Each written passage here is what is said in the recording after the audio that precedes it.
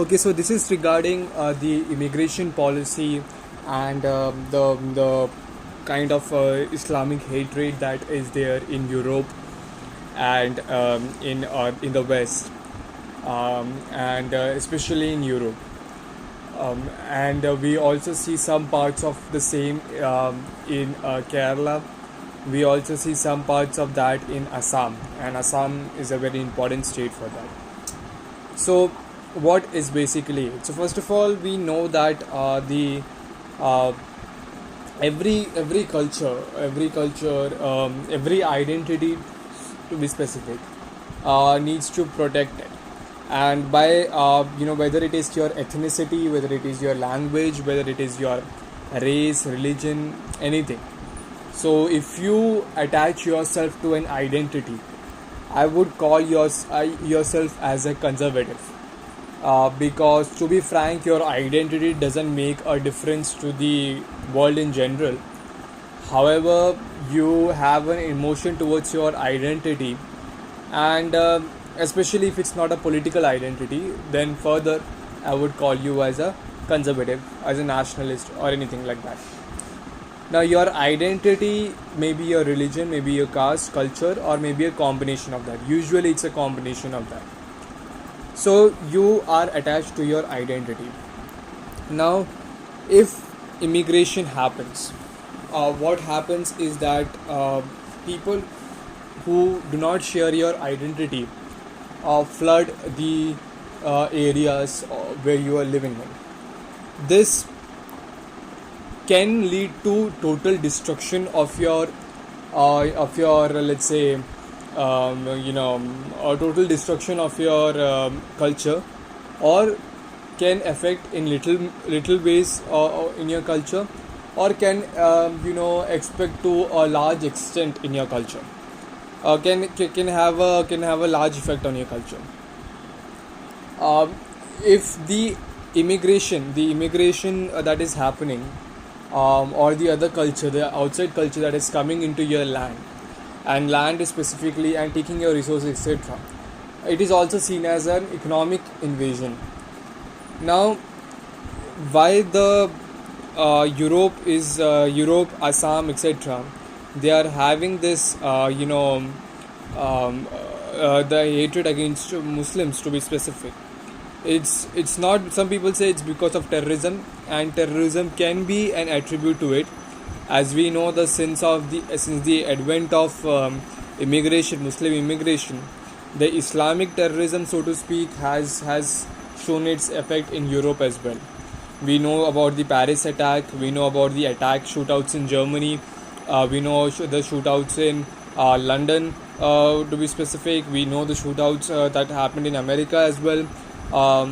And like, there has been shootouts going on. There has been some fundamental religious attack that's going on.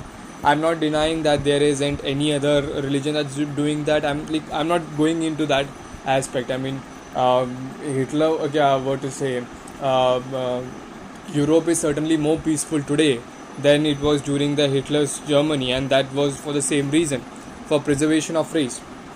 Now, people during the people in Europe for many years didn't had any a substantial amount of people growing, breeding, the immigrants breeding, and immigrants, the reproductive, the family ratio, etc. Everything was going fine.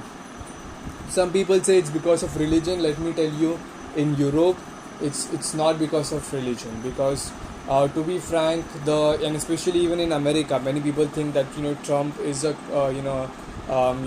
is a representative of Christians and so on and so forth. Yes, to an extent, that's true. He also represents the Christian conservative side of it. But mostly, we all know that he represents the white conservative side of it, and that's simply because, and not just white, he has the even among the black community, or the, unfortunately, in America, any community wants to preserve its identity, and in if the white community says so, it becomes a racism. So I mean that's something which is complicated. I won't go into much detail. Perhaps would be dealing later somewhere. But the fact is that people who aren't religious also vote for Trump, and people who aren't religious in Europe are against the immigration policy because they think that this is because their language or their culture is getting threatened by the immigrants. And of course, no doubt about it, the resources. Now, one of the reasons that contributes to most, some people say it's terrorism. I've already said that terrorism could be a role, but more than that, it's the high fertility rate among the Muslims in these countries, because Muslims, and this is not just in European countries. This is worldwide, irrespective of whether a culture there are poor or rich living in these societies. In European societies, traditionally they have just more than one child or one or two child, and generally a average Muslim couple definitely has more than two kids or three kids. Sometimes they go to extent of 6 to 7 to 8 kids. I don't know this fact. I haven't fact checked it. I had seen in a video which whose statistics was to a certain extent threatening, but I trust the source. But they said that the child fertility rate in France Muslims is around 6 to 7, something like that, and that's very high. That's simply very high. And people say South Germany would become predominantly Muslim by 2050. The Canada would become some parts of Canada would become predominantly Muslim by 2050. Some parts of South France would become Muslim by 2045 or 60, 70, etc. Some people are saying, but by the time, like, let's say 2090 or something, the European would mostly be Islamic country, Islamic continent, just like Asia. And that's basically what's stopping them from being Islam, what promoting them to be Islamophobic. And to be frank, Islamophobic per se, we actually it's not just about Islamophobic. It's about preserving one's culture, to be specific, because that's the reason why people are saying that in America, so to be specific, people are saying that produce as many white Christians as possible, so that even if the immigration is happening, we could counter that immigration, or we could their birth rates, our birth rates could fit in with their birth rates. This is happening in many areas, and this is happening in our country as well. We see many times different political and religious leaders saying that Hindus should have these many kids, etc. This is simply because there is a threat, and this threat, I may not people see it's that popular narrative that's going on, that the world would entirely, the most of the world would become Muslims, and then they would persecute the Christians, etc., persecute other minorities. First of all, I wouldn't negate that idea. I mean, I could be targeted for this or something like that, but I wouldn't negate that idea. That could be a very far possibility, but still a possibility, because we very well know that Iran was much safer being a Zoroastrian nation than being an Islamic nation. And many parts of the Asia, we know, like, many parts of Asia is peaceful, no doubt about it, but many parts of Middle East, especially the Islam prevailing Middle East, because that's where the Islamic population is coming from in Europe. It's not from peaceful countries, relatively peaceful countries like Uzbekistan or something, Tajikistan, Uzbekistan or something like that. It's coming from these countries. It's coming from sub-Saharan countries. It's coming from the Middle Eastern countries, and that culture that they follow. We also have seen some remnants of that attacks there as well. So it could be a possibility, no doubt about it. But the fact that this population is growing, and it is growing at a tremendous rate, is basically the reason why there is so much of hatred without it. I would say, and I would clearly stated this, even if, let's say, Islamic religion would be what it claims to be, a peaceful religion, in the sense that there are no, wars in the name of Islam, or, it would be clearly peaceful religion, and with the same amount of immigration and with the same amount of high fertility rate that this religion, people of this religion have, the Islamic community would be hated, anti-immigration policy would have been there, and Islamophobia would have been present, even if the terrorism was negated.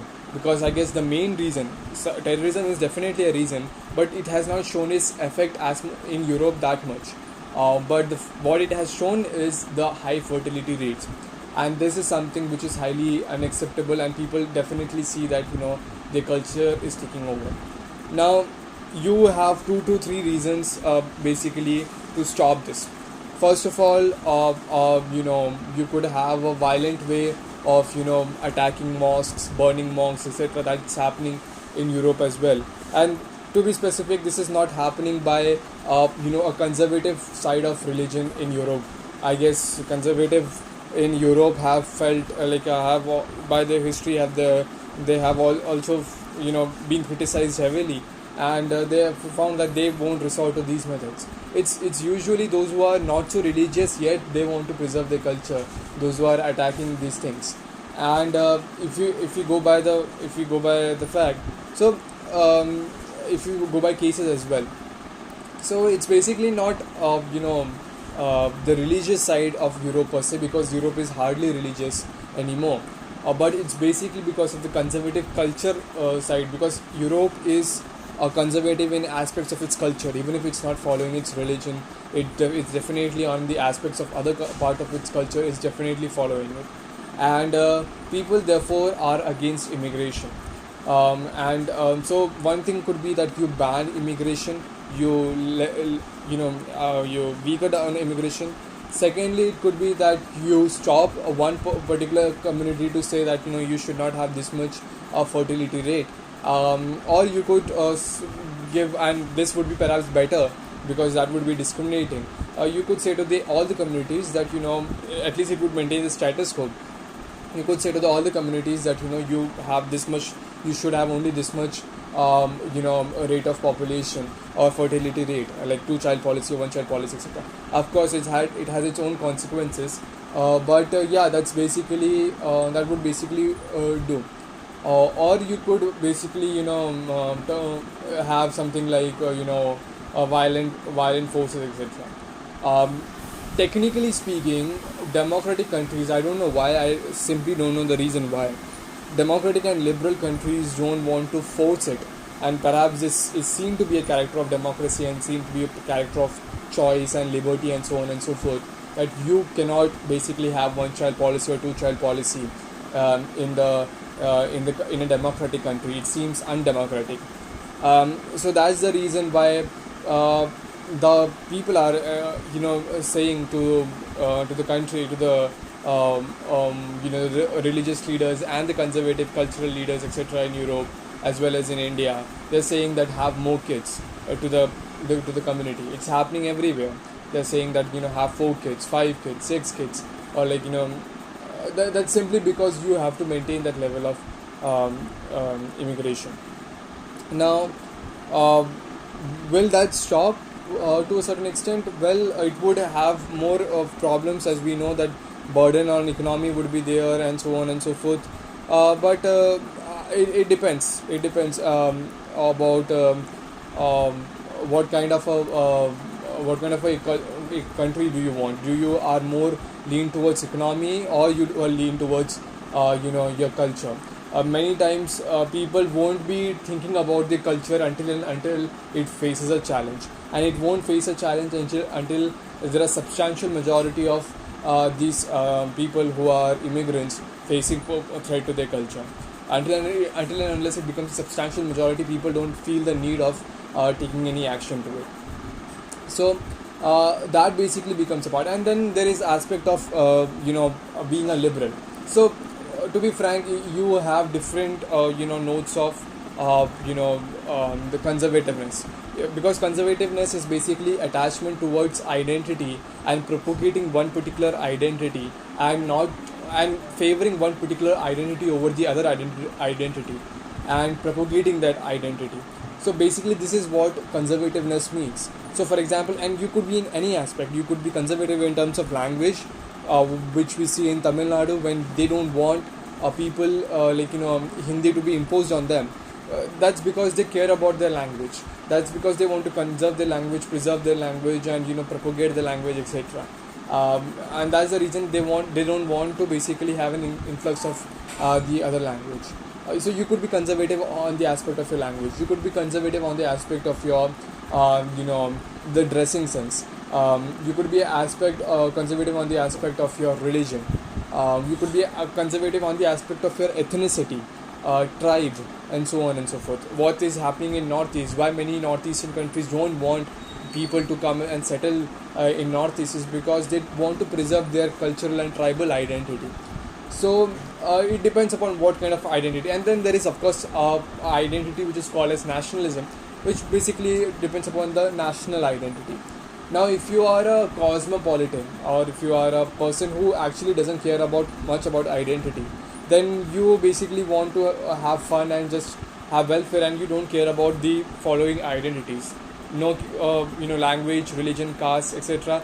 You just want to follow whatever you like, and no matter if in your place there are many more people with the more identity, you just want to welcome that, because you don't see you are never attached to your identity.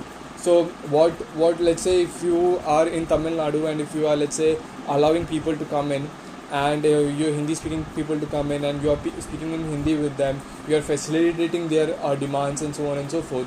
What you would see is that substantial amount of population would turn from speaking that's happening in Bangalore, right? I mean it is almost it's almost impossible for a Kannadiga to in Bangalore to live without knowing Hindi.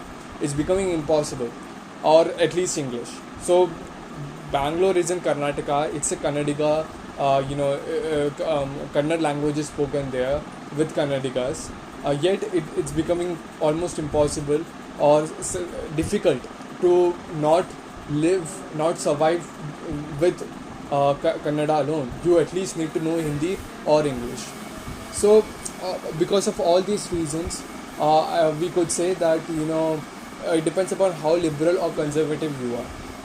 And if you are liberal, then definitely the liberal says because now it's not if the present trend continue, that it's not whether the Europe will take over, like the Muslim community will take over Europe or not. It's the aspect of when will the Muslim community take over Europe, and when will the Muslim community take over the America as well. But if definitely for Europe, at least I could say, if the present trend continues, by the time the millennial population or the Generation Z population that's is the present, by the time it turns out to be 80s and 90s, that's around 2090, etc. You would see that if the present trend continues, you would see the Europe being a predominantly Muslim country. So some people have no problem with it because they say, well, like there are many Muslim countries who are peaceful, but some people definitely see that well, they might be peaceful or something, but that's definitely not the country where I want to live in, because there is restriction of freedom of speech, there is restriction of freedom of religion. In some sort, it's there in almost all the Islamic countries, and there is of course religious hatred, violence, and so on and so forth. So people don't want to have that. And even if, and I say this, that even if there would have been peace, even if there would have been no religious hatred and freedom of speech, etc., still, because it's a different culture, people would have would be against it. And that's common if you are a conservative. And if you are a conservative, that means you are attached to one or the other identity of yours, and you would take actions to safeguard that identity.